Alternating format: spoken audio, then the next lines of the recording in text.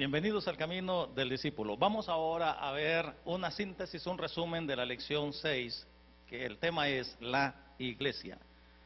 La iglesia ha sido reconocida mundialmente como una institución divina. Hablar de iglesia es hablar de un grupo de personas que han sido apartadas por Dios o han sido llamadas del mundo para pasar o cambiar de una posición, como la palabra lo dice, de las tinieblas hacia una luz admirable. Y cuando hablamos de iglesia debemos de saber que la iglesia hay una iglesia universal y una iglesia local. La diferencia es que la iglesia universal está formada por todos los creyentes de Cristo Jesús diseminados en todo el mundo.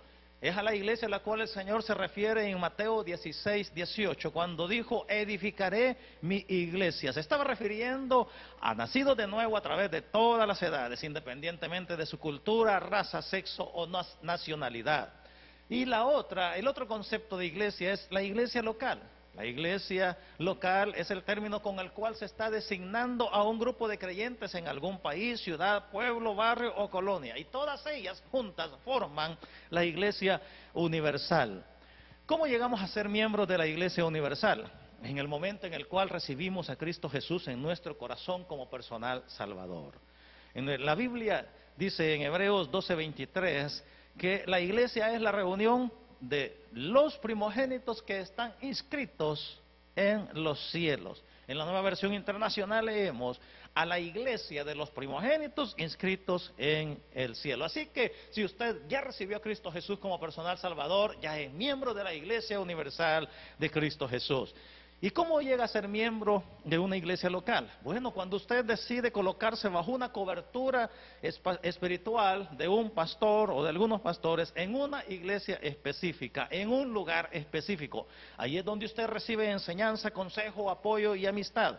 Pero la iglesia local no solamente es un lugar al cual usted va a recibir, sino que también es un lugar que le da la oportunidad de que usted pueda dar también a otros. Que usted contribuya a la obra, desarrollo y extensión del reino de Dios por medio de sus talentos, por medio de sus capacidades, por medio de los dones, los cuales los pone al servicio de Dios y también del prójimo, sea el prójimo en la iglesia o sea el prójimo en el mundo. ¿Qué tan importante es congregarse en una iglesia local? Antes de la venida de Cristo Jesús a la tierra, los judíos reconocían la importancia de juntarse para adorar juntos a Dios, ya sea en el templo o en las sinagogas. En el Salmo 133, el versículo 1 dice, mirad cuán bueno y cuán delicioso es habitar los hermanos juntos en armonía. Y finaliza el versículo 3 diciendo, porque ahí envía Jehová bendición y vida eterna. Conformarse con escuchar predicaciones por la radio o la televisión sin congregarse en una iglesia priva a un cristiano de recibir bendiciones que solamente las derrama Dios en medio de una congregación. Pasemos a continuación a recordar cuáles son las cosas que suceden en una iglesia.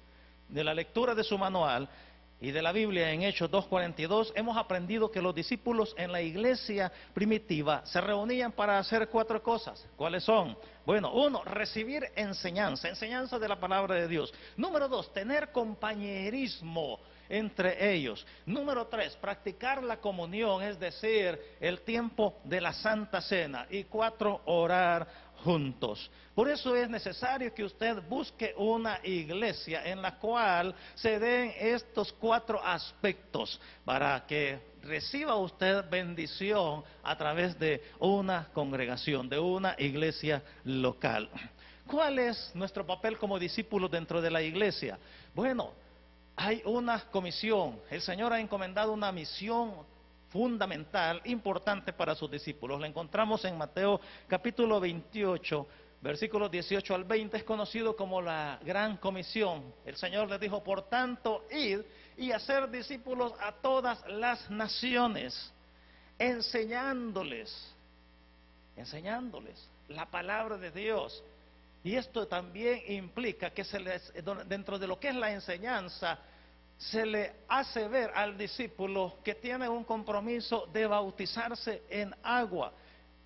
vamos a predicar la palabra de Dios, hacemos discípulos mediante la enseñanza, les bautizamos y les enseñamos o les animamos a obedecer las Escrituras. Así que si usted ha recibido a Cristo Jesús como personal Salvador y todavía no ha dado ese paso de bautizarse en agua, en el nombre del Padre, del Hijo y del Espíritu Santo, yo le animo a que lo haga, para así estar cumpliendo con el mandato de nuestro Señor Jesucristo.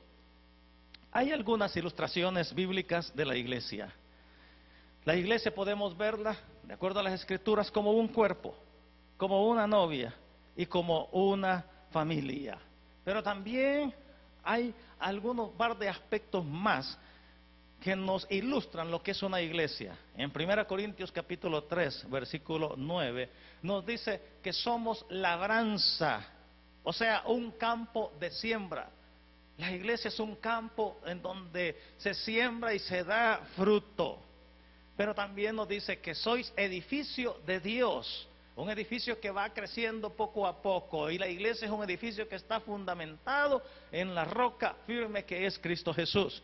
Pero también en Marcos capítulo 2, versículo 17, el Señor nos habla acerca de que había venido para sanar a los enfermos, a los que tenían necesidad de médico. Y en eso nos constituimos la iglesia. Es como un hospital, a donde vienen aquellos que están afectados en su salud física, en su salud emocional, en su salud espiritual, aquellos que tienen heridas en su corazón.